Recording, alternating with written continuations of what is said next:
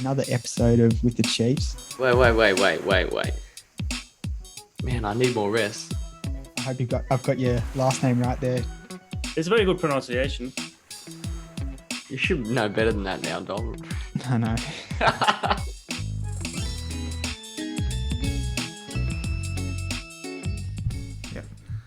All right, welcome back to another episode of With the Chiefs. Today, we are lucky to be joined by Natalie Wong. Nat is an avid runner, nutritionist, and also creator of Beyond the Road Photography. Nat, welcome to the show. Hello, thanks for having me. No, thanks for joining. Normally, we start just by recapping our training week. So, what's been happening with you in terms of running? So I was actually injured for a month in June, and I started running again 2 weeks ago, and it's been making good progress, and I've just been really patient not to do too much, and so this week have been easy running with some strides and some hills, and this morning I did Rose Park run. Did some like hard tempo effort there. And felt great. And lots of friends, like a whole bunch of us were there. So. How what happened in terms of injury? So it was a hips overuse injury, which I had it 3 times on different legs, and so this time was on the left leg. And basically it was caused by, I guess, increase of mileage without like proper strength work. Oh, okay. Typical runner's injury, and also just not using the glutes. So when you're sitting a lot, you're not strengthening your glutes, activating your muscle before you run, and it's winter, so it's also cold. So I triggered that, and it got inflamed, and it took a month. I was expecting, because the previous 2 times, it settled within 2 weeks. But this time just took like double the time. Right. Oh dear, the classic training. The classic lack of strength. Carried away with mileage kind of injury. Like that. I think most people are pretty accustomed to that. But what were you doing in terms of mileage before? Is it something were you in sort of uncharted territory, or? Well, this year, as you probably see, I've been really busy working like photography, and also I'm on my uni placement, which is basically like full-time work.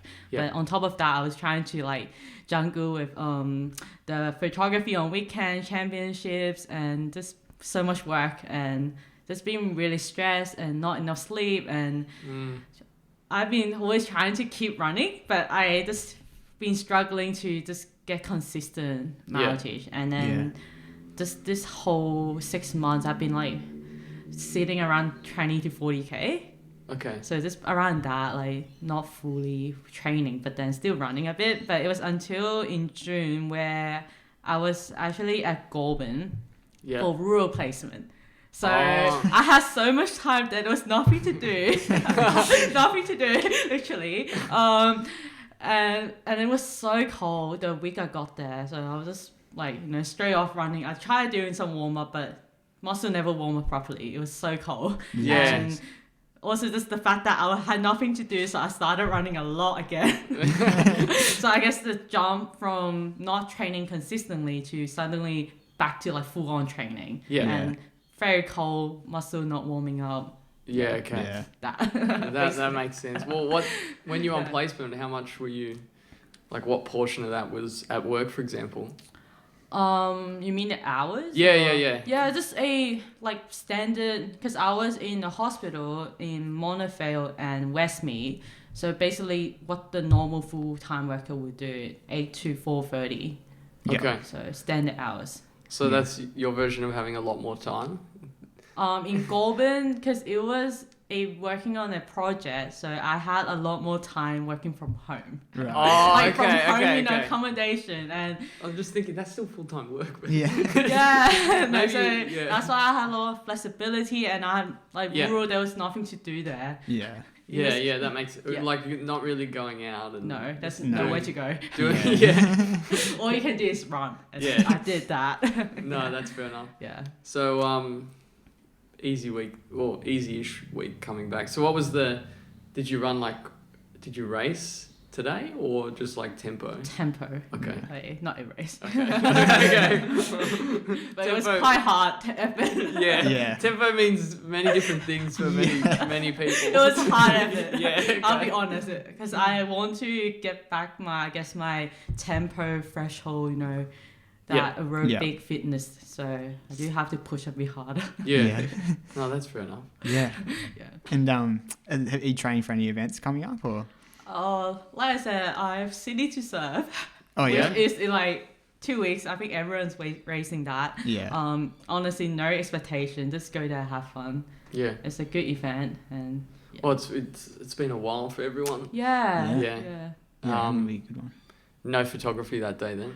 No. Even though I did consider, but I was like, I'm not getting paid anyway, and then it's a trek to because you start from High Park to Bondi, it's a one way. It's Yeah. just really Kind of a bit difficult harder. for me if I want to capture the whole start point, mid point, and race end, and Yeah. Yeah. and I was like, if this race I've done it since I was 12, Yeah. Yeah, Okay. it's in my annual thing, so yeah, I really yeah. want to race it. Yeah. And, I remember first time I did City to Serve. I think I had to do a shift at JB Hi-Fi that day.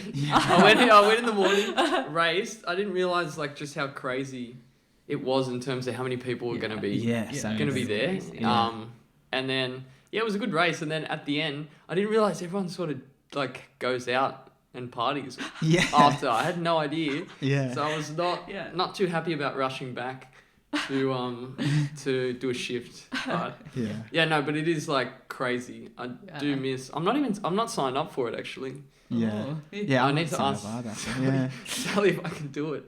Surely. Apply Yeah. for the elite. Yeah. I don't know. It might be a bit late. What do you have to?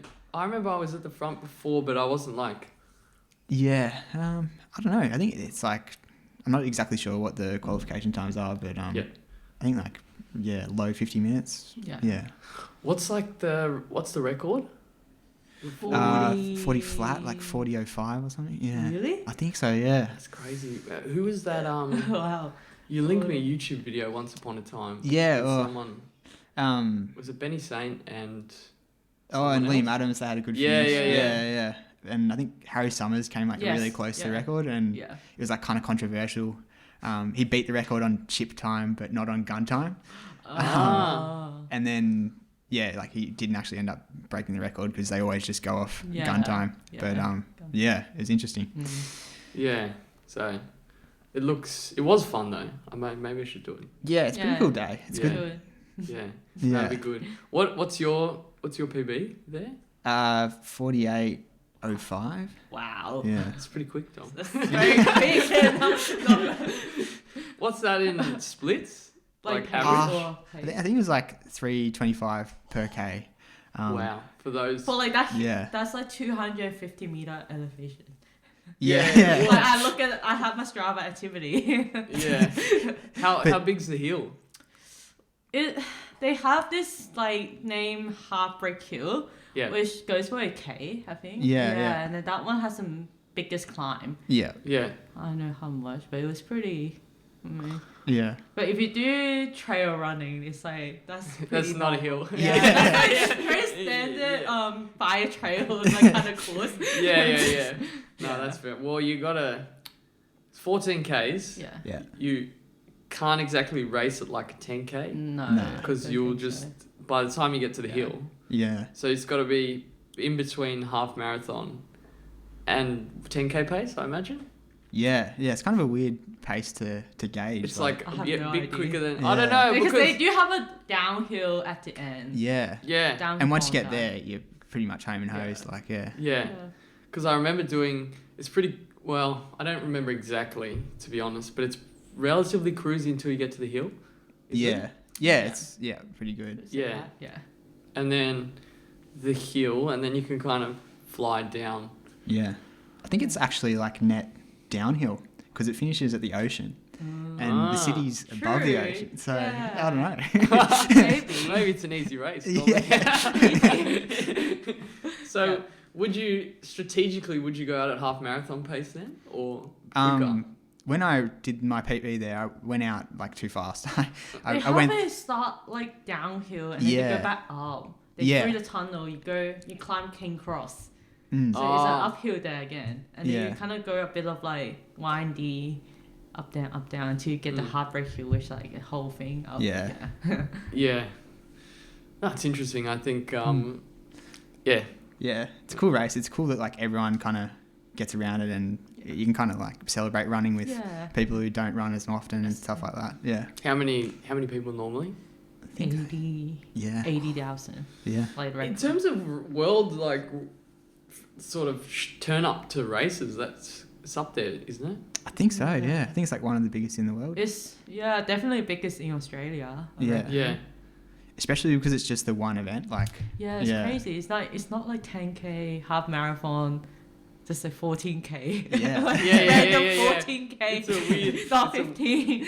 Yeah. It's a weird sort of distance. But Yeah. in other news, what was the race that recently got added as a major or something? What is it? Oh, Sydney Blackmore's marathon. Oh, Yeah. they're like, So I think- considering. Yeah, there's like Considering. Sydney, Cape Town in South Africa, Yes, Cape Town. and there's one in China. China, yeah. And they're all competing to become major. Bridge, Why do you need surely. to compete? Like, Harbour Bridge, come on. Yeah. Yeah. Yeah. And Surely Sydney's in with a good shot. Yeah. How do they choose to? I Is think it they like- have to see the next 3 years. They say they will select by 2025, Yeah. Right, okay. and they will have to see how they run the event is in the Okay. next 3 years. Yeah, okay. Oh, so there's still a bit of a Yeah, I process. think so. Sydney, I think, has had like the gold label or whatever for a while. Yeah, the IAAF. Yeah. The Golden Loop. And how do you? I think that's like just one step below the major. Yeah, the Yeah. biggest. Yeah. And there's like a bunch of qualifications that you need, like a certain number of Yeah. runners from like the top 100 Yeah. or I don't know, certain times in different Yeah. countries and things like that. Yeah. So it's more like if they manage to get to the world major, of course you attract a lot of tourists and other runners, but then also you attract a lot of elites. Because if they come and compete in this race here, they will earn like their selection entry to the world major or like the world champs. Oh, And okay. it's like it's part of the qualification Yeah, that's Yeah. true. race Yeah. that they Yeah. can do. And of course you have a much bigger winning prize. Yeah. Like it just attract a lot more people to come. Definitely. Yeah, that's interesting. Yeah. Well, where does Gold Coast sit? Because that Gold- seems to be pretty. It's still a goal label. I think it's the same, yeah. Yeah. That was a good event. We'll talk about that. Should we actually do the training weeks or? 'cause Yeah, we've yeah. gone What on- about yeah. your training weeks, Smitty? Mine. I've got notes again. Hang on. So, we forgot to ask what shoes Yeah, what are shoes you running? wearing recently or for that week? Oh, this week? Yeah, this week. Yeah. I'm like rotating in different shit every day. Yeah. But I'm not even running that much. So like, my favorite have been the Cloud Monster. Oh, Is that yeah. the on one? Yeah, on Yeah. the Cloud Yeah. Monster. Where does that rank in terms of? Is it what kind of shoe is it? You can say it's a long run shoe, easy long run, but it still works for tempo runs. Okay. I found it really responsive, very bouncy. Yeah. So, but it's non-plated. Yeah. It's Yeah. very bouncy. So. What's the idea behind the bubbles? I have no clue. So how I explain to customer, like it's the easiest because I work at Pace Athletics. Oh, Oh, right, do you? okay, Yeah, okay, right. I didn't mention It's just that. that they want something really light, like cushion. Yeah. So the idea was that they have this whole bottom like of the cushioning, Yeah. and then they put like holes through the cushion. So To you make see- it light? yeah, to trim off the weight, but then also Yeah, you right. still have the height of the The bounciness. Oh. cushioning. Yeah, right. And of course, the cushioning material is like, some special material. I don't exactly remember, but so that's, and then you kind of imagine like the whole, as you know, the water pipe. Yeah. Like it's hard on the outside, but then inside it's hollow. Yeah. So like air and water can go through, but you still have that like the structure there. Yeah. That's like my kind of explanation. Yeah. Makes sense. Even Makes though, sense. to be honest, I don't know if it's like exactly right, but that's my go-to. Put a bit of an asterisk. Don't trust me. Yeah. But the cloud monster have been a really big improvement, I reckon. Yeah. Because some on shoe can be a bit rigid, and not enough cushioning, but the cloud monster made it really well. Okay. Yeah, right. When I first saw them, I thought they were like a gimmick shoe. Yeah. Just from the look, like I had no idea, but obviously they're good and people use them. They got a lot of Swiss lot of engineering. traction. Yeah. I don't know why I thought that. It was just it's just an automatic reaction. Yeah. I'm not saying they're a scam or something. Okay. Just clarifying. In case they want to sponsor us anyway. What other shoe? Nova Blast. Yeah. Too. Oh, yeah. They're good. That's what I've been using. What else? The Puma DV8 Nitro. What are the Pumas like?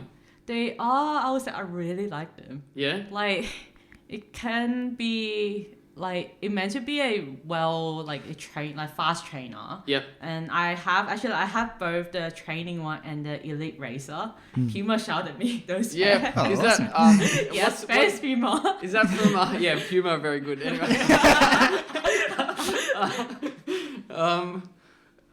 You did something, I saw something with Sam Hopper. And so that was that goes back to my photography. That was my first job with Temple Journal. Yeah. So Temple works with Puma to promote these new shoes. Yes. And so I got this job, and Hopper actually is his first job as well with Temple, and then we work together. Yeah. And afterwards, they have this extra social media community promotion. They need like a bunch of runners to try it and then make a bit of videos from that. So I was given a pair as well. Yeah. A bonus. Yeah. Anyway, but the shoe I really like it because they use a nitro foam, which is quite soft, but then it gives you really it still be quite responsive, and like it's more like the harder you push, the more it will give back. Okay. Right. And I like how it's a bit of soft, kind of sponginess to it, but it's still quite fast. Yeah. Okay. Is it any plate or anything? The trainer one is not carbon plate. I think I would kind of say it's a bit like the Endorphin Speed in terms of like it's a training shoe and they have a different plate. Oh, right, yeah. But I prefer it over the Endorphin Speed because I like a bit of softness in the forefoot. Because the Endorphin Speed, I found it too firm. Yeah. Even though it's very snappy, but I personally prefer something softer, like a bit of softness to it. Yeah. Yeah, right. Yeah. Good shoe reviews as well. Yeah, very good. I don't know. But yeah, back to you, Smitty. Me? Yeah, Training rate. training. So Sunday I did a bit of a workout, and I think when did we record? Yeah, so I got there was a 45-minute tempo. I got to the end of that, and I could feel my hamstring sort of tightening up, and I was getting really stressed. Yeah. But it was just, I think, because I did the day before, I did a walk with Mum as well, straight after I did my session, and I might try and blame it on the extra walk that I did. Extra walk. Not on my mother, just on the additional kilometers that I did, but Yeah, okay. it's probably not the reason. It's probably just jumping up in terms of mileage, because I think last week, first week back to more substantial load, so it was about 100 Ks last week. Anyway, that's Sunday. So Monday this week I took it easy. It was meant to be 70 minutes with like a lot of strides and stuff like that, but I just took it super easy. Like went out with Otto, we just had a chat. It was good. Tuesday, so the sessions now, there's not much at threshold. It's all kind of like marathon pace and slower, but there's just a lot of it. So it's like, for example, Tuesday, I did 3 by 15 minutes at marathon pace with like 3 minute, sort of like a float in between. Jeez. But it's like, or marathon or a little bit slower. Like I'm not meant to be, I don't think I'm meant to be going right up to marathon pace. It should be sort of a little bit slower, but anyway. Wednesday, I did, so normally on Wednesday, I've historically done sort of a, like a slower day in the middle, but these look like they're all now just tempos. So it's like 45-minute tempo, which is like much slower than marathon pace, or it's maybe 10% slower than marathon pace, and then 10 minutes kicking. So that was Wednesday. Then Thursday ran with Tobias, and we did 2 by 25 at marathon pace. So it's like keeping. I just heard the fridge go off. Anyway, keeping. Obviously, it's like building up a bit of fatigue in my legs, and then just still trying to work at marathon pace. Felt okay, but on the second rep, towards like the last. It's funny because if you go out at threshold pace or faster, you're just gonna be in trouble. Like towards the end. So I've been trying to learn to pace it strategically. Otherwise, it's kind of pointless. So the last 10 minutes of those efforts was like. Aerobically, I felt okay, but my legs are just like really struggling. But I think that's part of the marathon training. It's like just training your legs to keep turning over. Yeah, definitely. When they're not feeling great. That was Thursday. Friday off, day off. I was one time, it's definitely the one time where I was like, I want a day off. I'm happy with a day off. Like I don't even want to go jog in the morning. Oh shit, I was meant to do like strength or something. I might have to Don't tell Sally. Well, Sally can see my training peaks and it just is a red activity. Yeah, I forgot about that. I just had Friday off. Anyway, Saturday today, 45 minutes tempo again. Jeez. With 15 minutes threshold at the end of it. Wow. Which it does not feel like, it feels, normally if you started it, I feel like I was breathing really hard. Yeah. But I think that's just after 45 minutes of sort of at tempo pace. Yeah, it's a big session. That's long. Yeah, it is. Got a bit of a boost seeing Arthur and Chris out there. Oh yeah. Chris was on the bike. Arthur was doing a session with another gentleman. I'm not too sure. I imagine from Delta, but they did a beefy session, but it was good. You get a bit of a lift even just waving, waving, yelling out. Anyway, and then Sunday I've got like hour 35 with a bunch of sort of surges, like 6 minutes, 6 minutes on, 1 minute off, 6 minutes on, 1 minute off. So it'll be interesting to see how that goes. And then that's it. So I've been running in still speed 2s that are getting towards the end of their life. I think I'm starting to feel it. And Nova Blasts, I think they're called Nova Blast. Yeah. 2s. I always get mixed up. They're all the number 3 are coming out. Oh really? Oh, really? Okay. Nova Speed and the Nova Blast 3. Right. I've been enjoying. I enjoy those, but I've been, because it's all been tempo work. I've been wearing the Speed 2s. I feel like they're a bit heavy. The Nova Blast. Yeah. To go a bit quicker. You keep that for easy runs. Easy runs, and they feel a bit spongy. But what? Yeah. Sounds like a lot of sessions though. Like how many sessions was like that? 3. Well, I don't know. Do you call so the 45 minutes tempo is like not like a threshold. It's not marathon pace. It's probably still a session. Yeah. Okay. Still a session. I don't know. I'm when I get up in the morning, I'm like. Like as you gotta mentally G yourself up. Yeah. But like you feel great after, and 15 minutes, like after your warm up, you feel good. Yeah. But it's like in the morning, like I've got another 45 minutes at a pace that's like tough, but not. It's just a grind. Yeah. Music helps though. Yeah. Music really helps. That was a long recap, wasn't it? That's good. Yeah. So that's me. What about you, Dom? Yeah. I'll try and keep it quick. But Monday, I was like moving last weekend, and had like kind of stuff everywhere. So the first few days of the week was more just trying to get settled and put everything back in order and, I don't know, reorganize my life. So Monday I just got out at lunch at work and did some strides. I think I did like 10 strides around an oval. Yep. It ended up being like, I don't know, 3 or 4 Ks. And then Tuesday I was going to do a session with the turbo guys, but there was just stuff all over the house still, and I just wanted to get that tidied up. So I missed the session with them and ended up running just for a half-hour tempo at like 8 o'clock at night. Ooh, how did it go at 8 o'clock at night? That sounds like my worst nightmare. Yeah, it was all right. Like, I I knew I had to do a session or something, so it was kind of like just get out the door and have a go. I did because I'm back in Lindley Point where I grew up, so it's kind of like a little bit of nostalgia running all these routes that I used to run.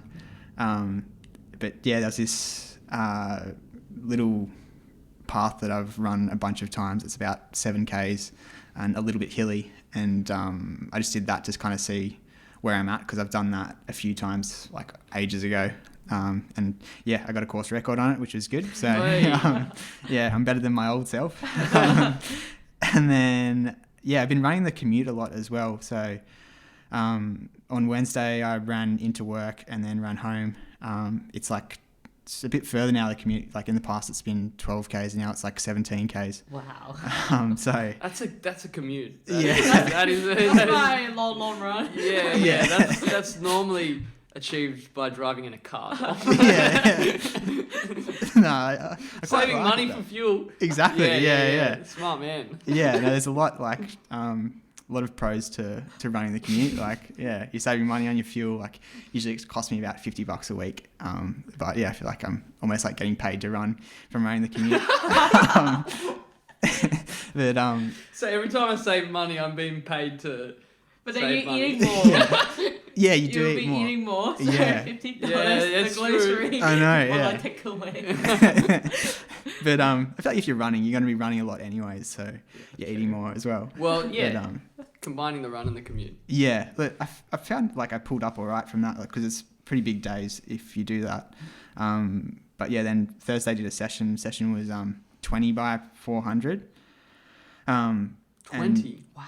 Yeah, but just with 30 seconds rest. Right. And then I broke it into sets of 5, so it was just a bit more manageable in my head. And I had a minute in between the sets. But Generous. yeah, That's so generous. I think I just wanted to kind of get a feel for turning my legs over fast, and because the rest was so short though, it didn't really feel too hard, and you kind of have to hold back a little bit. So it's the first time I've ever done anything like that, but I really enjoyed it, and the splits were pretty good still, so I was pretty happy with that one. What sort of pacing? They were kind of 75s. Okay. Yeah. Yeah. Which is that's kind of probably 5K, 10K pace. Yep. And then Friday I ran the commute again, and today is an off day. I went surfing this morning with Dad, which was good fun. Nice. Yeah. And that's my week. What about your shoes, Dom? Shoes, yeah. That's a good question, actually. So when I was moving, I ended up throwing my old shoes out because I was they're pretty worn. How many kilometers in those ones, Dom? 1,000? Yeah, at No, least. more. Yeah. Wow. I think I've had them for maybe 3 or 4 months and running 100 Ks a week at least. So, Wait, so one pair? yeah. Yeah. Yeah. So, yeah, it's probably 1,500 or something. I don't know. Is So, that paper fly? no, this is the... Can you imagine? Dom wearing Babe 1,500. You probably put... I remember your old pair of Vaporflies. Yeah, That you there was chunks of foam coming off the bottom of it. Anyway. Yeah, no, it's still good. But yeah, it was the old 1080s. So yeah, they're gone. But I didn't actually have another pair of shoes ready to go, so I was just using my trail shoes all week. But it was kind of good because they're like low drop, which is a bit different to the 1080s. I feel like I was just getting over that. I feel like I just run in a shoe too much, and then I'm like, oh, I'm over this. Like, time to move on to something else. So yeah, it's really nice to switch it up like that. And Do you wear your poles as well? Or? What's that? The poles. The poles. Yeah, no. Sorry. Yeah, I spoke with a friend who's got a friend who works for ASICS, and he's getting me a pair of Nova Blast. So yeah, Nice. You're a big fan of the 1080s. Yeah, they're good until the V11. So, I think it was like the latest model. Yeah, the 11. They just had one new one a few months ago. Yeah. V12. Maybe it was a V12. One of the two. Yeah. But a bit firm. A bit firm. Yeah. What do you think?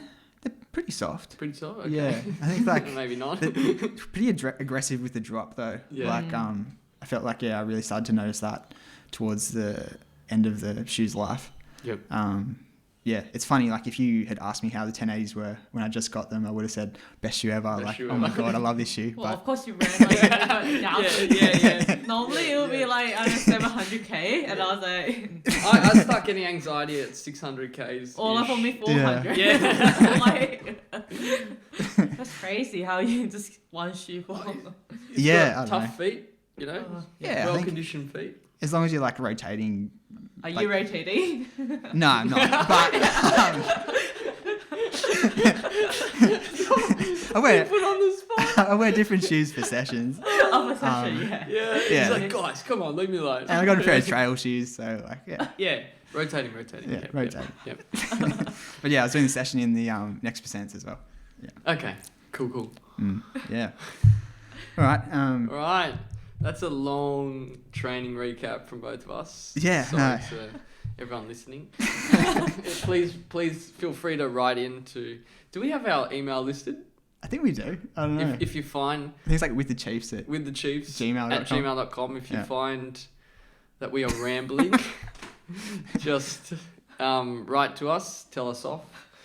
Anyway, yeah. all right. Well, Nat, how did you get into running? Let's start with that.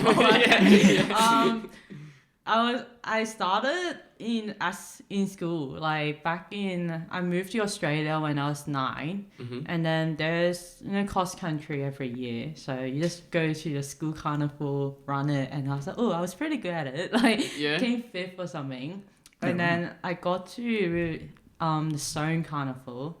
I was still really bad. I came like 60th or 70th, like in Zone. Oh, yeah. But then eventually in high school, I was like, no, I want to go to state, like Yeah. state, New South Wales state cross country. Yeah. But I was still really far from that point. Because in Zone, I was still placing like 30th, 40th. And you have to be, top 5 in Zone and go to regional and then go to state. Yeah, wow. So it was a bit of a big... I guess that was my dream as a kid. Yeah. But eventually I got to stay because I started just running like in my neighborhood twice a week and I really enjoyed it. But I didn't get training or a coach, so I actually don't know what I'm doing. But I just ran and I felt like, you know what, this consistency matters and like building good aerobic base. Yeah. So eventually I got to state and that was like, my dream was complete from my childhood. And after high school, I was like, oh, what do I do now? There's no cross country anymore. And it was great that I met my friends at uni, New Sit Run Club. That's where I met Sorta and a lot of others. And from then on, there was a lot of social runs and we have like our own friend who's also kind of coaching us like speed session, tempo, and I was like, oh, so that's how you train. And I guess through our friends, like through Salta, I learned a lot about training. And also my friend, like I joined my friend for trail running and I got into ultra running and also did a lot of 5K time trials and all the different races. And So you were, when you got into state, you weren't You didn't have any structured training? No. What were you doing? Like I'm a very like a self-driven person, so every week I would run twice, like around the same route. Like I run to a park, do a couple of laps, then run home. And it was a quite hilly loop because I live in a hilly area. I would run like 40 to like 7-8k. And then if I'm like saying I'm training for city to serve, I was like, okay, I will try and run a bigger loop and get to 12k.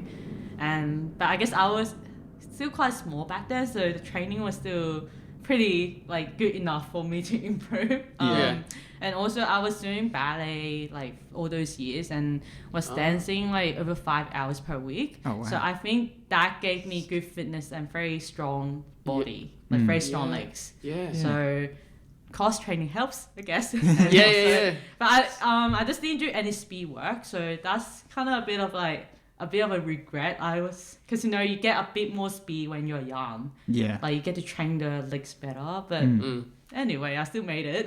Yeah. Without the proper like training. Yeah. So when you got into run club in uni, you started doing like an actual program, would you say?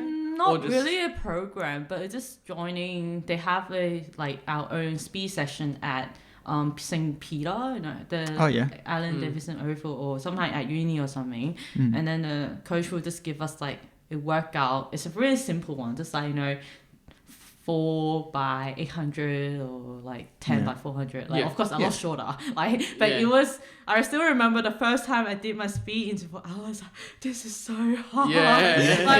Like never done anything like that before. So but you find yourself actually improve really quick from this session because they just work so effectively. Yeah. They work, and I imagine you just have to adjust to like suffering. That takes because it just feels threshold like and it feels like like pain you haven't really experienced before. Yes. Realistically, Yes.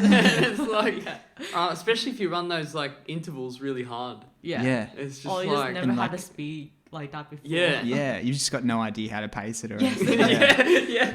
Actually, mum's training for a 5k in Melbourne, and she is very new to running. She's doing like 1 minute surges, and she's going through that same thing of like not knowing it hurts. I'm like, it's gonna hurt. It's meant to hurt. Yeah. So she's like, I don't like it. But I think maybe just graded exposure.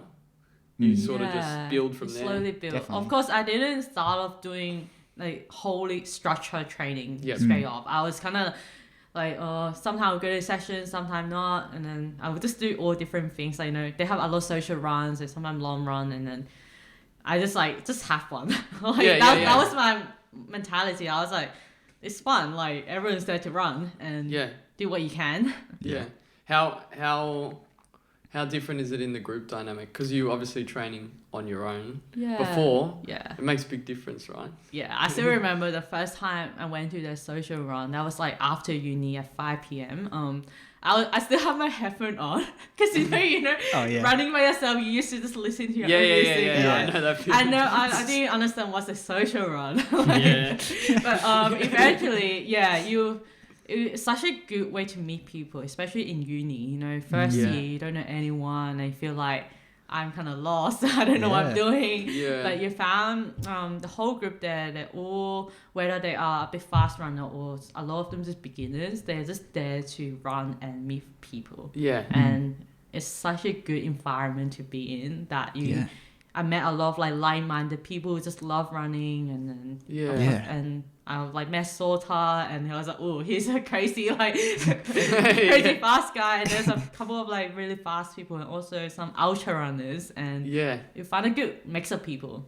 So I feel like when you're running, you're in such a good mind space, and you can kind of have a chat with anyone, and everyone's a bit more open, and it's just easier to talk to people. And since we're all kind of in the same boat, like uni student, so it's even easier like that.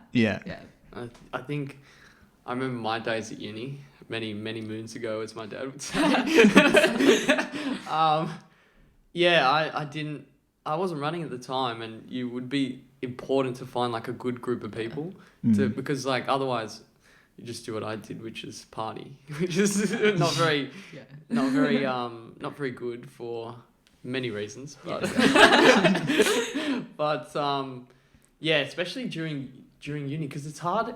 I don't know. It's maybe not hard. It's hard to meet, and you kind of meet people in your faculty. in your tutes, and you have. But if you have something that grounds you, like running, that'd be good. Because you get like people from all different stuff, like cores and even different ages, and like. But it's just that the fact that everyone just wants to run. So that's good. Awesome.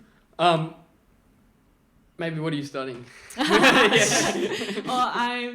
I graduated my Bachelor of Science.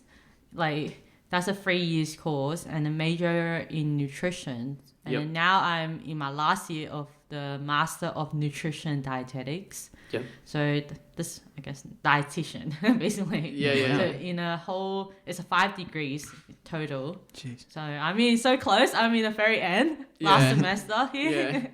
Are you happy to almost be finished studying, or do you like studying? No, I'm so done. I haven't met many people that say, you know what, I really want university to drag on for another year. Like maybe I'll say that next year when I get into like the work. Yeah. But I feel like after so many years, and master was hard. Like last year I started the master and I was so close to just dropping out. In my first semester, it was just so much work, so much learning to do. Like lectures are very long and it was hard, and I'm like, oh, I'm just so done. Maybe I was already graduated with a bachelor degree. I was like, oh, maybe I'll just drop. Well, you got my degree. Well, what do you have to? You have to do masters. To become a like the qualified dietitian. Right. Okay. Yeah. And have you found like any of your studies have tied in with running or the rest of your life? Or I always say like I don't know, running and diet. Like people think it's very, I guess, well connected. Running and dieting. But I would like it can. To be honest, everyone eats. Everyone like needs that nutrition dietitian kind of help. I guess for runners especially, like we're a lot more concerned about our food and also our performance. So and having this knowledge to, I guess you have the knowledge and you have more freedom to choose and understand what you meant to do. It's more like that. So how's it changed like your own strategy for nutrition? Like has it now the more you learn, is it the more you sort of structure your own nutrition differently or not? Like I don't really I'm not those. You think dietitians are really healthy and like strict, but no, like honestly, like it's more like we just equipped with the knowledge and the skills to help others, and also just having this knowledge, and you will, in a way, you will choose food better. It's not like I have to restrict or anything, but it's just I have.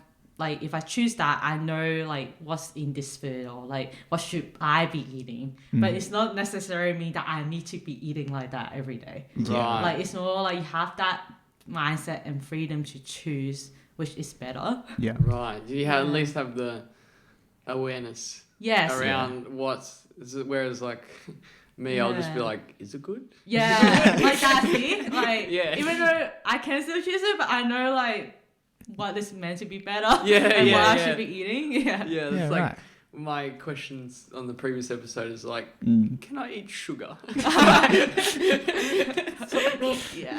You can. You're running a lot. And I guess like the other one, like you're pretty well known around running circles is being a photographer. I think pretty much everyone in Sydney, if they run, you've taken a photo of them. How did your photography journey sort of start? Like, I actually started like my kind of photography with a camera and phone as a food blogger, like Instagram other foodies. So I started with that in high school, where I saw Instagram, well, a lot of good like aesthetic photos of Yeah. cafes, and then eventually like I started going to try them, with my family or friends, and then every time I would just like try to copy, the photo, try to make it aesthetic. Like that's what and I was pretty good with not copying, but like learning from others' work. Yeah. Like Yeah, right. when I see them, I kind of like, oh, so that's how they do it, and then I play around. Eventually, I actually did it for 5-6 years of that. Yeah, wow. And I got my own camera, and then I guess start to build my own page. Like my page was pretty big. Like I got over 2,000 followers, which I built over 5 years. And I started building a lot of connections with other foodies, and you get invited to cafe. Like you get free food. Like I didn't get paid to shoot, but then I got free food, so I was like, fair. Like, I was pretty good as a student. Like you don't expect much. And then it wasn't until I met YouTube Run Club, and I met Sota.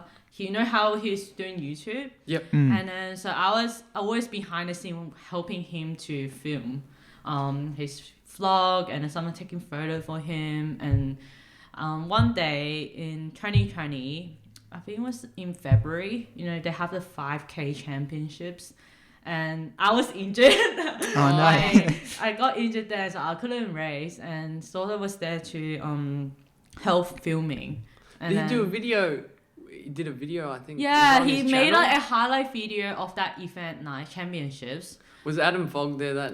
Was Adam Fogg racing? Or That's the other event. Different one. Okay. Yeah, but for all those times, I was helping him to film. Yep. Yeah, Yeah, right. so Sorry, I kind of started to build with that, behind the scene of like running. But then it was that race where, okay, I'm injured now, and I want to go to still join, support my friends, and then Sota was filming, so I was like, oh, maybe I'll bring my camera along to help him out. Yeah. And then somehow I was given a media bib because I sort of had it, and then they gave me one so that I can just be on the course, and it was around the track. So, and I tried it once, and I was like, oh, this is pretty fun, like.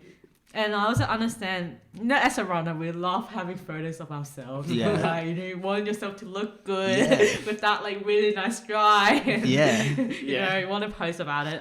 Absolutely. But so often we don't have it, and it's hard to get a nice photo. 100%. Yeah. Like even if you go to an official photographer, they just take really bad photos. Like anyway, so after that one. That night was fun, but I still remember how much work it takes. Yeah. Because I had a slow MacBook. I was like, and then I wanted to edit my photo like I did with my food. So I still understand the editing process, but then I took 1,000 photos. And then I just select which one to edit. Also, and then it took me so long to edit those. Yeah. Yeah, in the first time of doing it. And I was like, wow, this is a lot of work. A lot of work. And I didn't have I didn't have really nice gear. I only have a very small lens. So it's not those really massive zoom lens. So it's very limited. But I still managed to get a few good shots. I guess the composition and colors and stuff. And after that, I did consider, this is quite fun to do, and but it wasn't until in April where I decided that I want to establish my page. That's to be on the road. Yeah. Which most people in this running circle in Sydney would know. Yeah. Because I think so that's 2020. Yeah. So then... I know, actually 2021. 2021, okay. Because 2020 was still in lockdown. Yeah. 2021, last year. Okay. Right, so that's happened pretty quick. Yeah. Yeah. It's crazy. And then, so what was the next big event? Next big event. Oh, in April, I went to Canberra Marathon. I didn't race because I think I was still injured or something. And then I just went around and shot for my friends, and I did quite enjoy it because I was able to get a few good shots of my friends, and it was quite nice to be there. to get photos for my friends and knowing that like these moments like they treasure it because it's like their race moment. You know? Yeah. And then eventually I was like, oh, okay, I want to have my own page to share my photos because now I'm having all these photos that nowhere to post. And that's like, immediately you think Instagram. Yeah. But I don't know what to call my page. Like, I don't want to be another Natalie Wong photography. Yeah. It's very late. And it's more like, and I started to have a lot of ideas and visions coming along. Like, it's more like the idea of I want a platform to, I guess, create meaningful connection between people. Because, Instagram, you can follow each other, you can be connected, but in the end, are you really connected to the others? Yeah. Like, are you really knowing what's going on with them and what's the story behind it? Are you really knowing that person? So I don't want to be another page that is just for like, good looking photos. Yeah.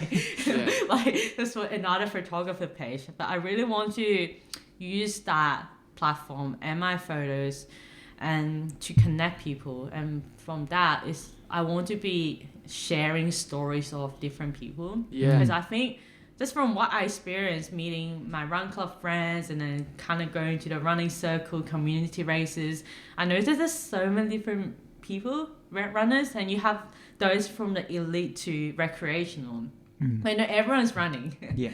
Everyone loves running and everyone's chasing their goals. And we kind of like still run like similarly, but we all have our own experience and our story that leads up to them today. And from every time I meet people, there's a lot going on and people we want to share to others, but then sometimes, nowadays we are very lacking attention, we always focus on ourselves. We love our Strava.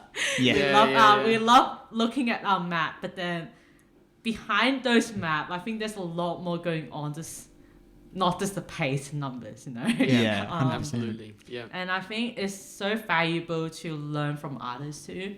Like, you all have your own experience for a different running journey, and it means so much if you actually can listen and learn from what they have experienced through and be inspired from them. But also, often you have to be challenged because maybe they are doing something, or I don't know, different to you. But you have to, I guess, be open-minded to learn, and that's very important. Not just a runner, but in life in general. Don't be all very self-focused on just your training. I think I think we've talked about in the past, but when you sort of get very internal and focused on your paces and your perception of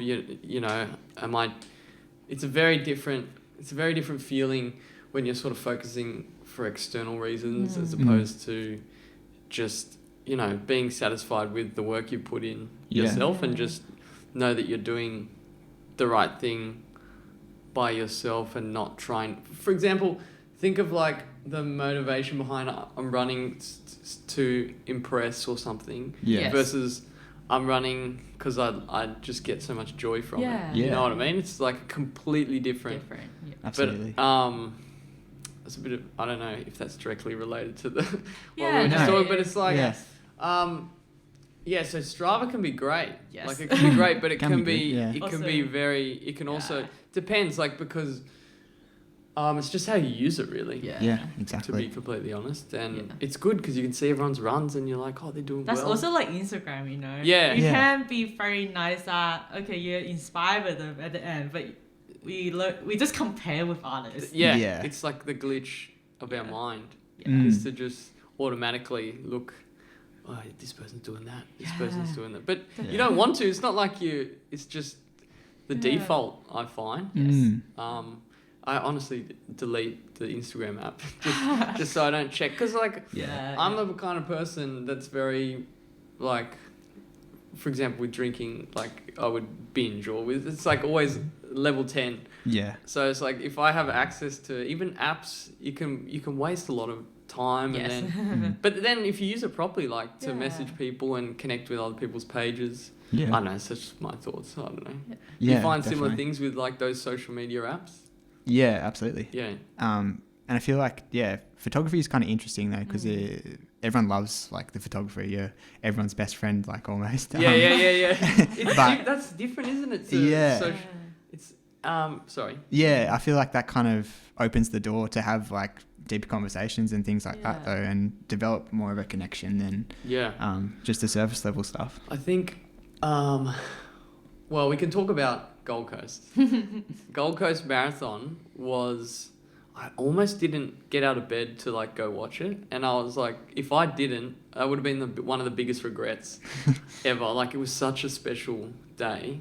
And just talking about what you were saying is like, everyone has a different experience. You know, everyone sort of coming, because I was with Arthur for a lot of the day and we were sort of running around and with Chris and watching the Delta runners.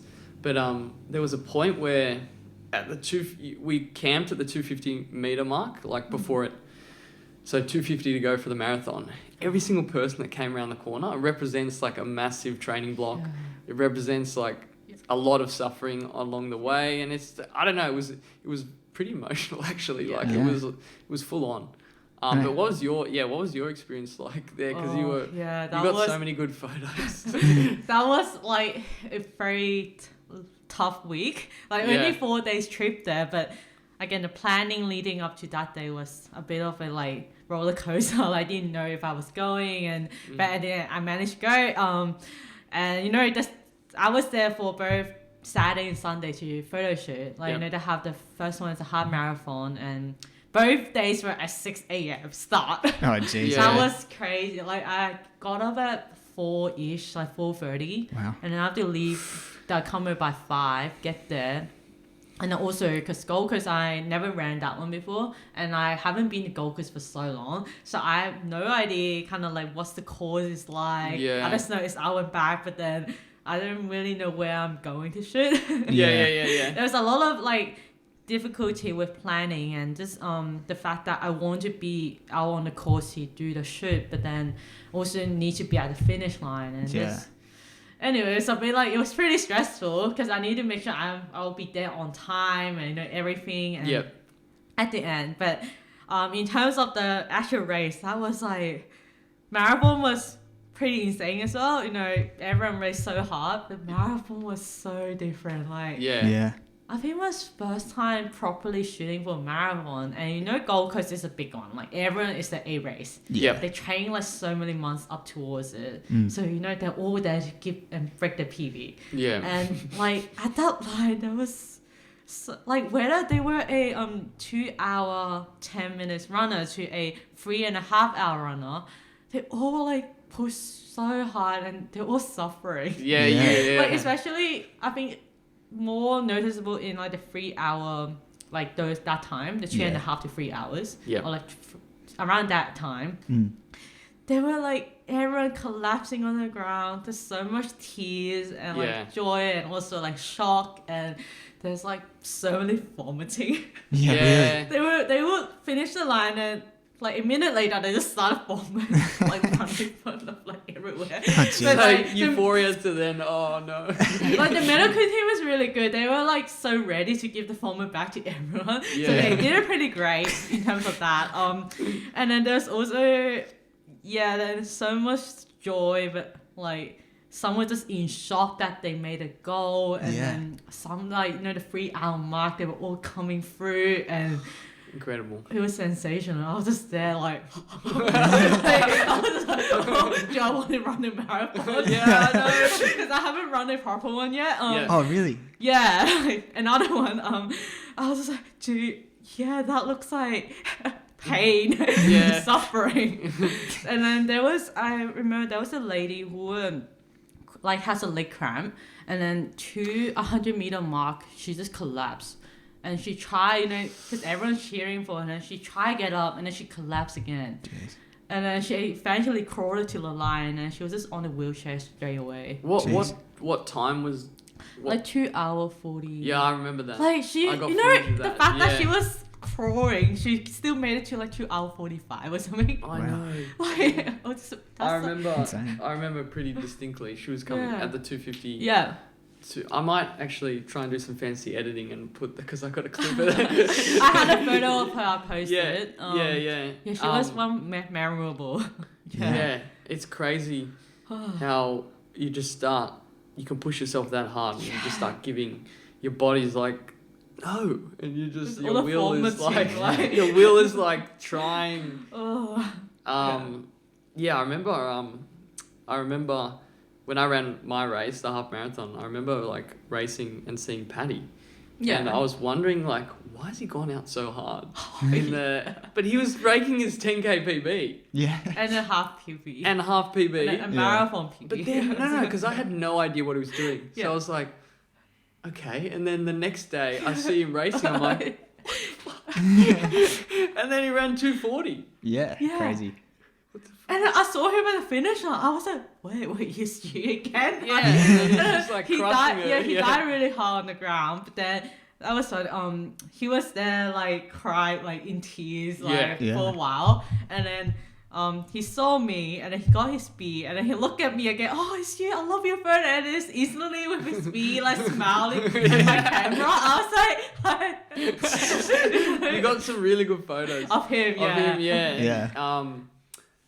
Everyone really like you definitely captured the spirit of that race. Yeah.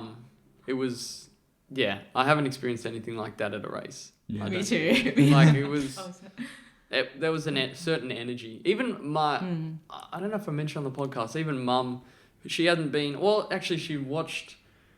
I was with mum and my auntie and they watched mum had previously watched me run in Melbourne, but we normally left after. They were there till the 6 hour point Yeah. of the marathon, just watching Wow. people cross. They're like, it was the greatest thing ever. Wow. Mm. Yeah.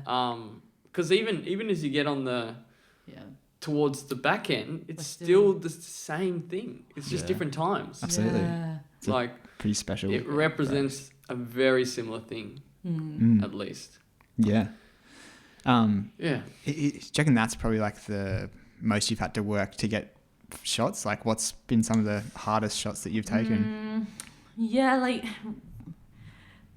compare, I guess I did a lot of earlier in summer, like there were a lot of track championships, there's the state championships, the open, the juniors, and then Sydney Track Classic, and then national championships, and which I happened to be there the whole time.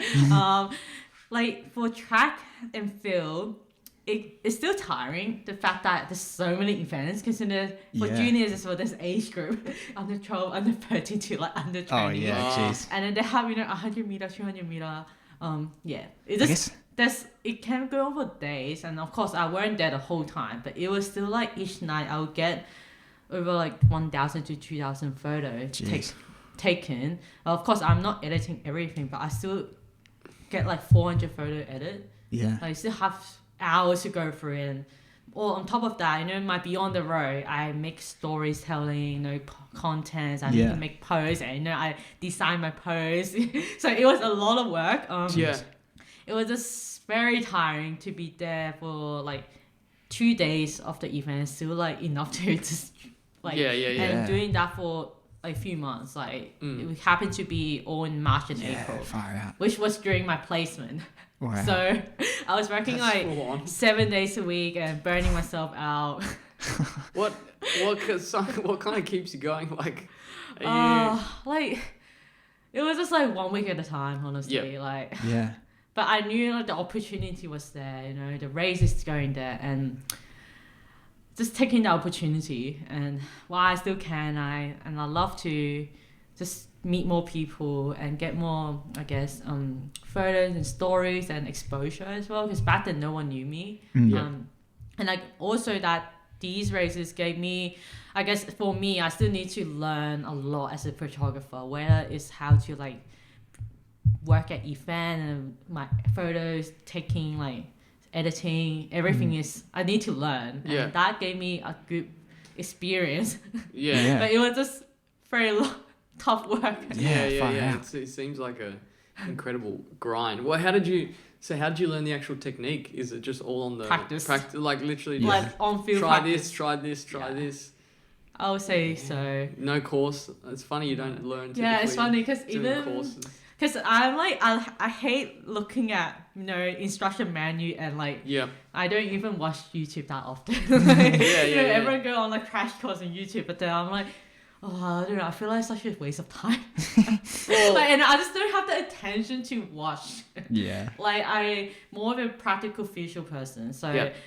for me, if I say you want to learn photography, like of course you can watch artists how they do it, but then at the end you need to know yourself, and that comes from just practice. yeah. You Yeah. just have to be out there shooting. Yeah, well, Yeah.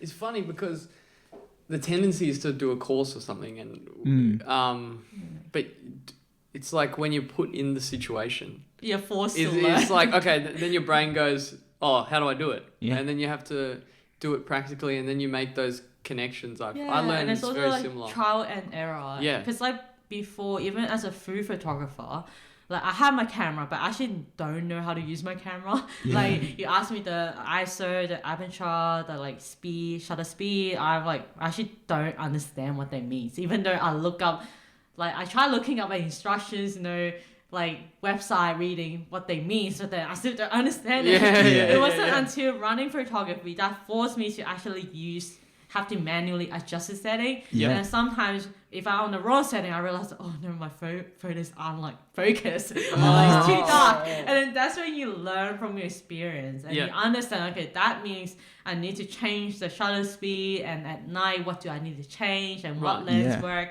what lens doesn't work, Yeah, Yeah. and So- what do you so- need in a camera. Like, Yeah.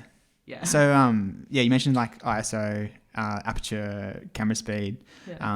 Can you give like a little bit of detail just for anyone out there? It's like now the photography. That we're took gonna me so many years to learn, but Yeah. it make a wasn't drop a until course so basically for action photos like running, because it's moving, so you want a shutter speed to be fast. Yeah. So it's 1/500 at least. What is the shutter speed? like shutter speed is how fast the camera capture the photo. Okay. So the faster it capture, it frees that moment. But then if it's a longer shutter speed, that is for some landscape, they have this water that flows Yeah. very smooth, or if they are shooting like stars or like night photography, they will open the shutter speed longer so that they can absorb more light. Light. Yeah. Okay, because It's it's open light, longer. yes. Yeah. Okay. But the thing is, action, you need to be fast. Otherwise, you have blurry photo. You have runners that is just not focused or like this, not sharp because they are moving. Yeah. Mm. So you need to be a really quick shutter speed. Yeah. And I tend to use 1/1000. 1/1000. Yeah. Okay. You can probably do 1/500 depending on the setting. Yeah. So with that, shutter speed affect the light. So now we talk about light. You have your aperture. Aperture is basically how your lens, how wide does it open? Like, the lens? Yeah. Like the So aperture. if we're looking at that one. Yes. what- So I better check if this. Imagine if it's not recording. Hello. It's recording. it's oh yeah. So you have the lens. So some are fixed aperture, but then if you have those one that is like a range, like my one have a f2.8 to like a f22. Yeah. So the smaller the aperture, like number in terms of numbers, 2.8, that will open up the lens, like how it capture more light. Right. Right. And then if you have a bigger number like f16, that will like close up and they capture less light. Yeah. Mhm. And basically what that's for, like if you want to do portrait shot, like a face with really blurry background, you want to use the lowest aperture, like the f2.8. Or Okay. even some lens go to f.2. Right. Because But you don't then- want to capture the light too much. Not really, but it's just more like you want to all focus into the Oh, in focus the point. mid. Yeah. Okay. so It's more about like the yeah, focus the almost. Yeah. focal point. Like, Okay. Yeah. to be honest, like, Yeah. don't I ask just me got to the explain too technically. 'Cause Yeah, I don't yeah. know. No, but I just got the two mixed up anyway. But No, Yeah. yeah, it's a bit confusing like that. But it yeah. is. It took me so long to learn. But anyway, if you want to get like a landscape or a group shot, like group photo, you want to have focus on everyone. It's like the focus point is like a bigger range. So you want to like a higher like f4, f5, 6, etc. So that's basically. Yeah, So- okay. And then Yeah, go on. Sorry. the final one, so we got ISO as well. ISO. Like ISO, I usually keep that on auto. Right. It's not but it basically is like, don't ask me to explain what it is. But then it's like if you're in bright daylight under sunny day, you want to keep it low. And if you're at night, you probably need to bump that up higher. Yeah. Like 6,000 or something. Yeah. Depending. And then the effect is that if you put the number higher, it gives you, I guess, able to capture, like, it balances out with the shutter speed and aperture, depending. Like, you have to kind of manually adjust it until you get enough focus and the light. The only side effect of that is that it'll give you noise. Like, what it means by noise is that in the photo, if you like zoom really closely, you will see a lot of grains in the dot at night. So that's like kind of a effect of that. And that comes with, again, how you manually adjust the setting, and also your lens, how good your lens like it is. And it's really hard for night photography because you want to freeze the action, but then you don't have enough light. Yeah, that's tough. Yeah. So of course, like that's when you need like better lens, which can be really expensive. Yeah, what makes a lens? I've often wondered what makes a lens so expensive. It's the way they build the lens. Like you have, it's a lot in there. But like for example, you have your lean, like the how fast they can autofocus and how fast they can like be able to focus that and like change it as well. And also if they are how the aperture. Usually the smaller the aperture, like f1.2 or 1.4, they're more expensive because I think it just maybe the way they designed it, the lens it requires a lot more technology or something. And then also the zoom range. So like for me, I need to use a lens that is able to zoom. So like mine is a 50 to 140 mil, so you can zoom quite far, but also like it's a big range. But I know ideally some other brand, like other photographer, they use like 70 to 200 mil. So that gives you a lot more zoom range. Yeah. But then you also want the aperture to be have the ability to shoot low, like f2.8, because that would just blur out the background. Right. You have photos of runners just really pop out of the background. That's when the aperture is low. Yeah, right. So, like, I guess like the low aperture is more for portraits and stuff that's close to the camera. Yeah. So I don't know. I've probably got it all wrong, but how like does the food photography, the settings sort of change from compared to running photography? Yeah, so back then I can still rely on an auto setting. Yeah. Okay. I don't know what I'm doing, but in a way, food photography is still food. Yeah. It doesn't move, so it gives you a lot more time and a lot more time and opportunity to play around. Like, and from there I actually learn a lot about composition and like even though I didn't learn it, but then I understand like from I guess your balance or symmetry or how it the composition of the photo and how you I guess the levels, like you can move around your food to make it, because there's a flat lay photo where you have a table and then there's so many food and you have a directly above shot. Yeah. So those are also, that's when you play around of like how you make the composition of the photo. Right. And I think those kind of skills, it still help. So when I move into running photography, I have the skills from there of like understanding what makes a good photo. Yeah. Yeah. I guess like even setting up this podcast. Yeah. So like looking at the framing and like are you like the background, is it blurry? Like if you have the like messy background, your people doesn't stand out. Yeah. And then we've got a beautiful fridge here as well. And we've got a kitchen behind here that we tried to block out, but we can't. It's a very big apartment.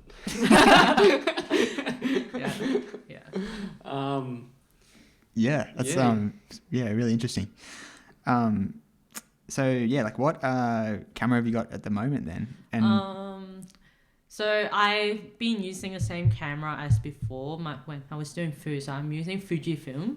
yeah, Oh, yeah. And the thing is that I really like it because it's just the quality build is great, and they probably have the best color profile within the camera. Like when I say color, it's like, you know, once you capture the photo, the color on the photo is the most natural to real life. right. And then also they have within the camera, they have a lot of preset setting that is kind of, you know, your film. Yeah, Because they have those settings that kind of stimulate the film color.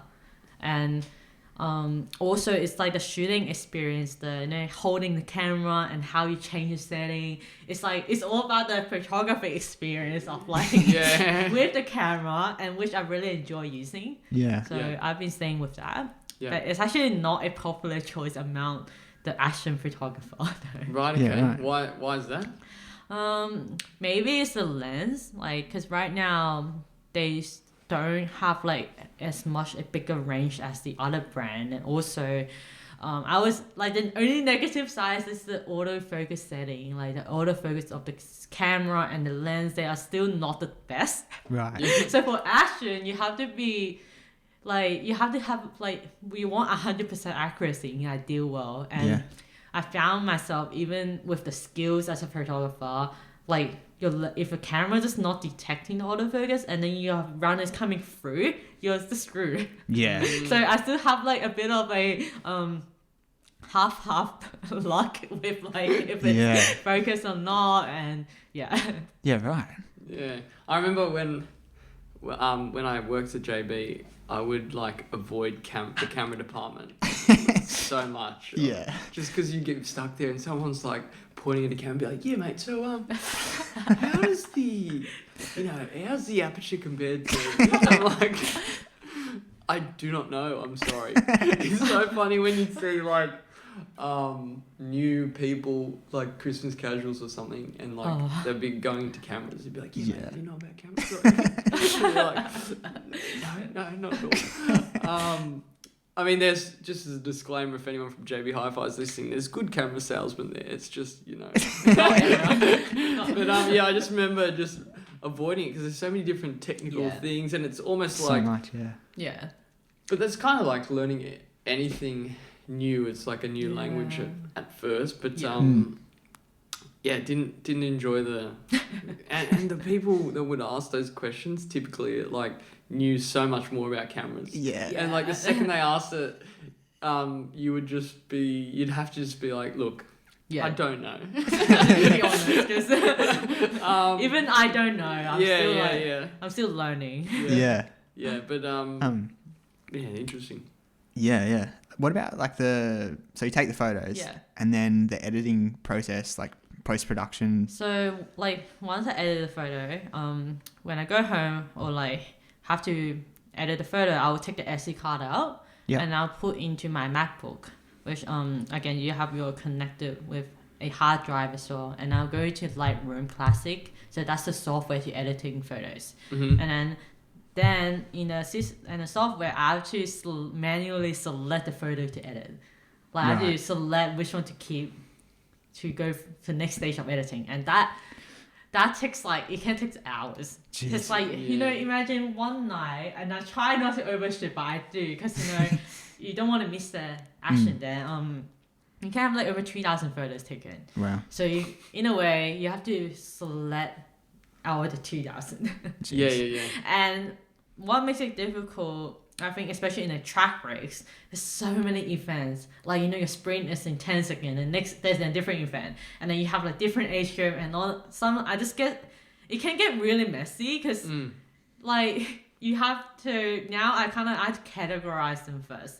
So if I have one SD card, I have to first select and make into folders of like, name the folder, which event was it, and then... So the more events, the more it's it's just a lot of admin selection process. Yeah. And then once I select the photo, and also I need to organize my folder better in my computer so that when I need to look the photo, like need to like go through the folder more specifically. Yeah. And then once I select the photo, and I will start editing. Yeah. And usually if it's like a very standard, I guess, same position, I can just copy and paste a filter, the edit. And a lot of time I did like recrop the photo. Right. And if I'm taking a lot of different photos of different perspective and position, then that's when I need to do a bit more editing, because every position and angle is like different lighting. Yeah. And so that's when like all the work comes in. Even though I'm really efficient now at editing. Yeah. Because I've just been so well trained. But still like imagine one photo takes you 10 seconds. But when you have like a few hundred photos, you take like another. Yeah. Yeah. And after that, you have to export the photo. Right. You have to export them in a setting and then rename the file and then put them in a folder that you can find later. And then depending what I'm doing, like I'm either export to an online drive for people to download, or I have to start making posts. Yeah. Yeah. Yes. Well, and then, but the posts are stories in a way. They're not just, you're not just posting. Yes, I'm not You're just not posting random photos. Yeah. Yeah. So Every post I've noticed at least has a different story. Like you'll be capturing like a theme or like Yeah. or either a profile storytelling. yeah. So that comes with the next step of like I use InDesign to another Adobe software to, I guess, design the page, design each layout, and like putting words over it, or like have the carousel photo where you glide through the photo and then it's all connected. Yeah. So that's when all the kind of design happening. Yeah, right. So it takes a bit of time as Yeah, well. yeah. And like again, like a bit of perfectionist thing, but you want to make it good. Yeah. Yeah. Yeah. You want And- quality work. Well, you created it hasn't been that long since you created the page, so there's No, it's like over a year. and there's already been a big impact at these events, so you're definitely on the right track. But how was Sydney Harbour 10? Oh, That was a it recent was like the good thing with that. I raced that one before, so I kind of know the course, and also it's in Sydney, so I ran past there a lot of times, so I know the area well. So I did plan, like I was at the start and I ran to this 1K point at the Rocks where I did a meet near the Harbour Bridge and did the photo there, and I ran back to the finish. But I was like, the finish was so hard to shoot. Like Really? Yeah, I actually didn't get as many photos as I think like there would be, because just the fact that the finish was really narrow.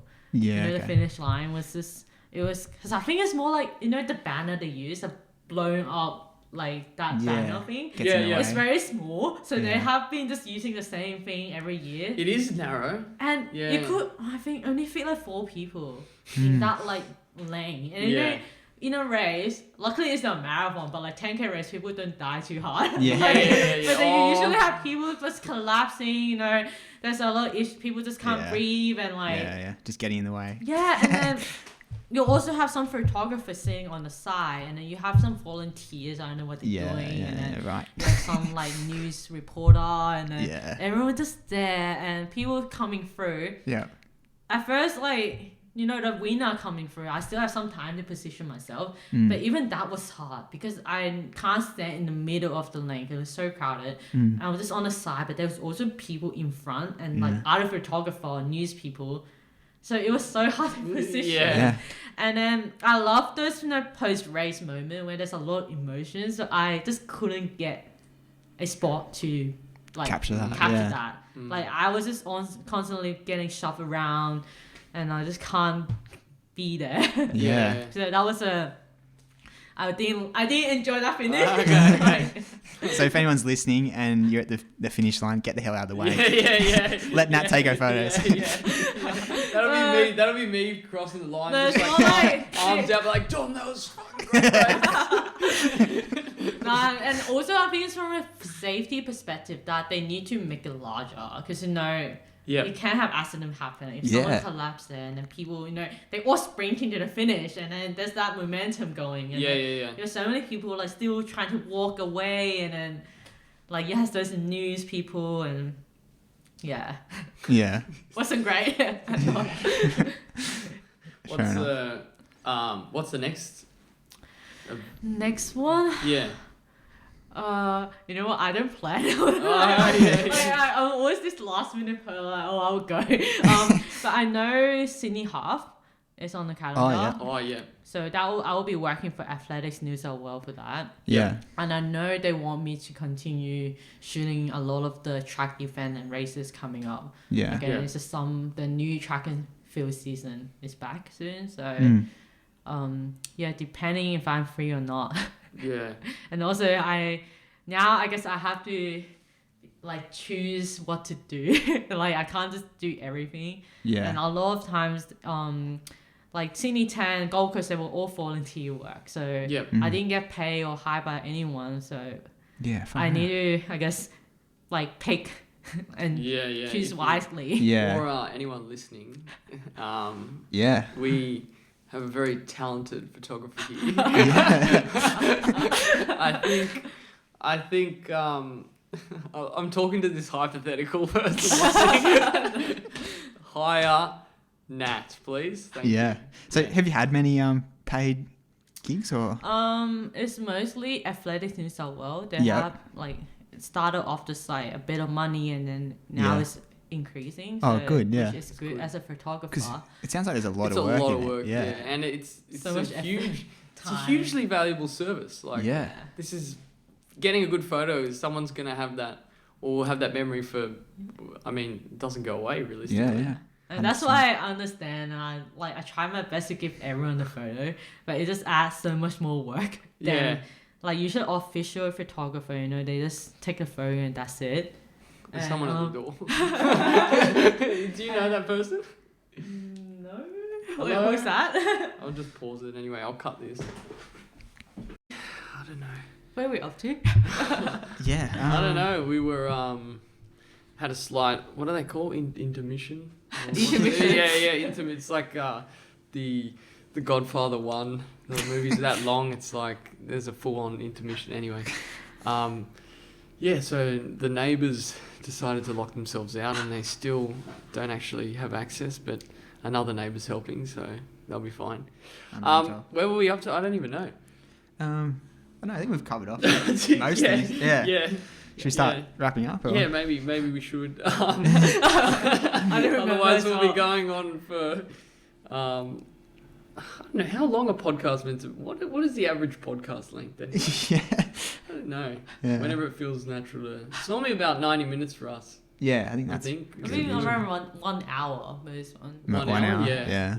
But so we normally end the episode on asking a question, which is what's your favorite race in the past and why? That's a tough one. I know.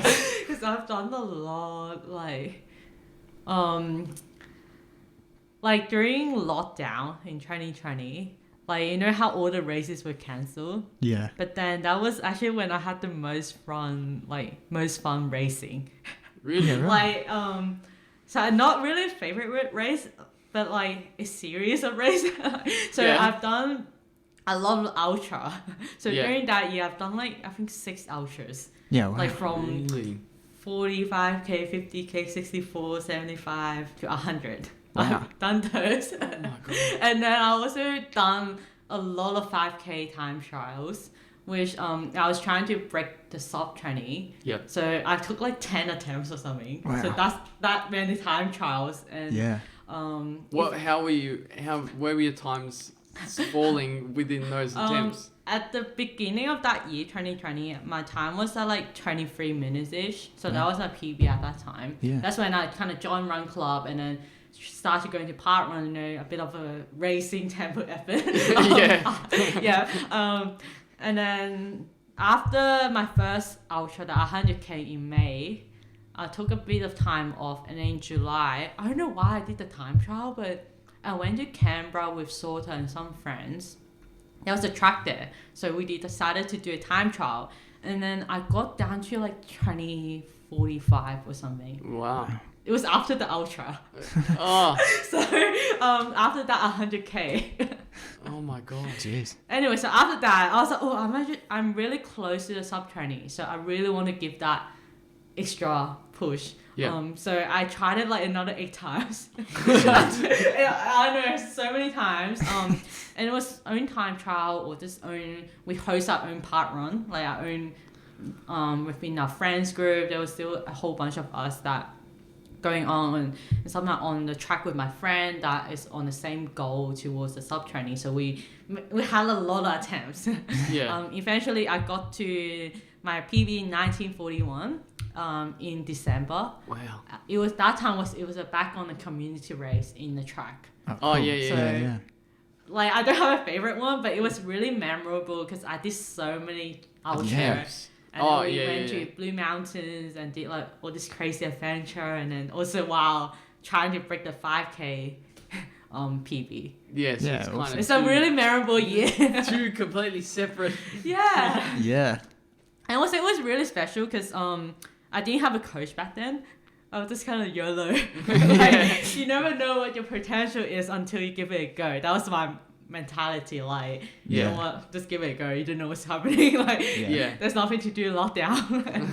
Like it was out of lockdown, but it's still like you can't travel. There's nothing. No races were on, so we made our own events and so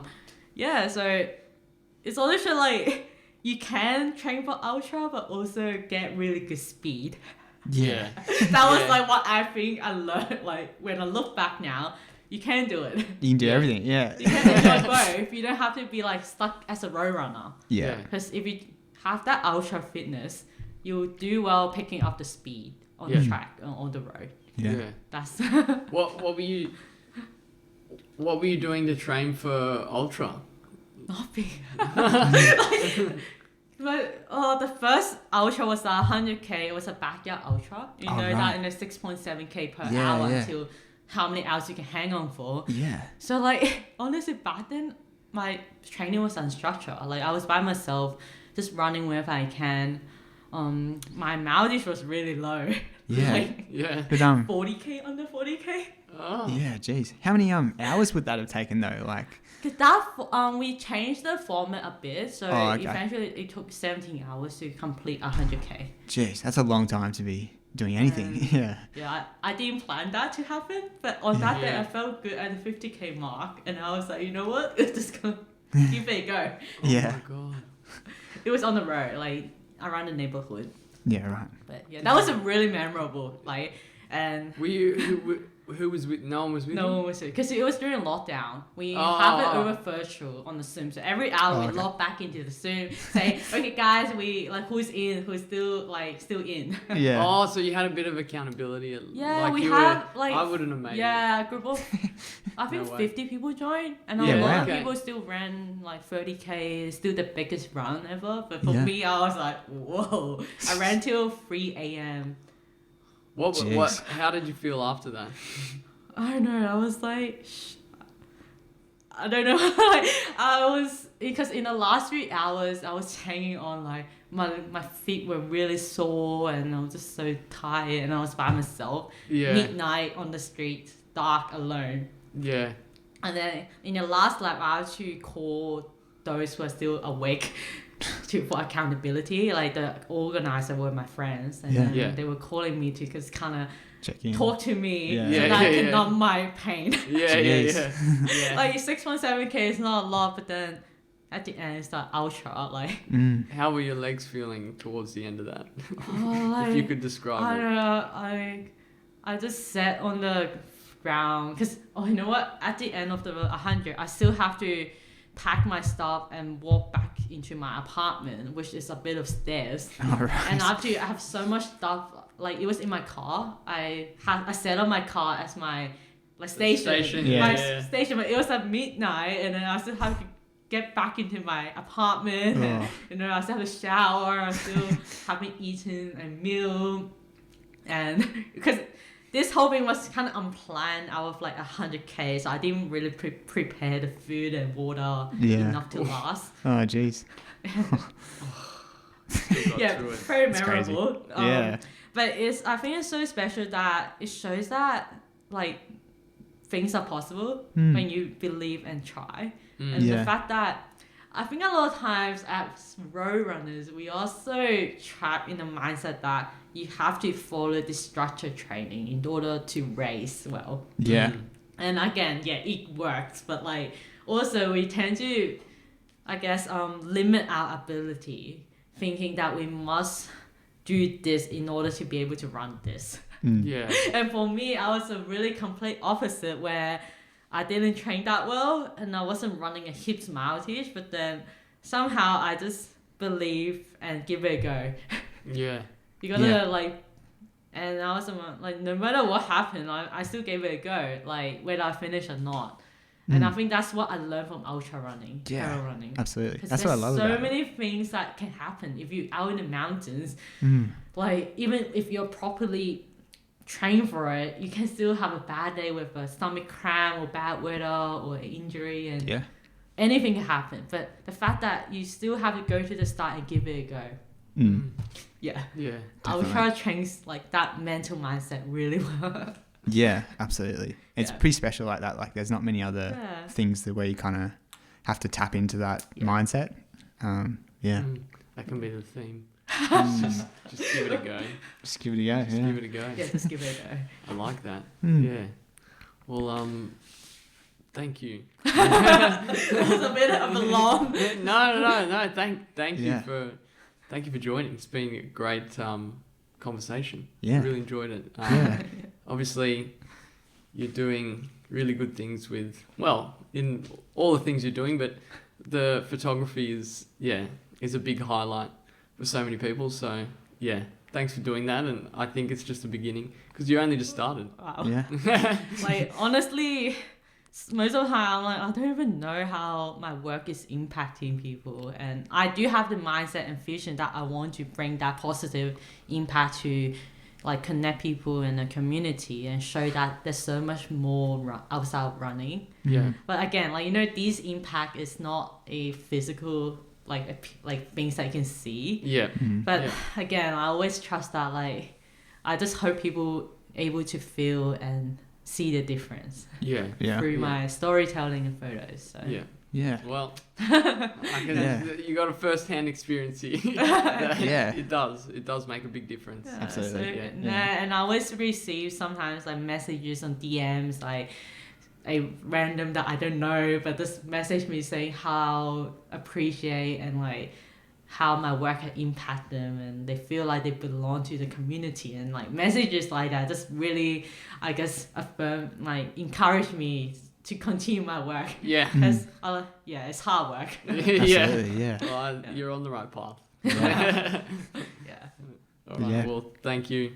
Yeah. Thanks so much for coming on and sharing. Happy to be here.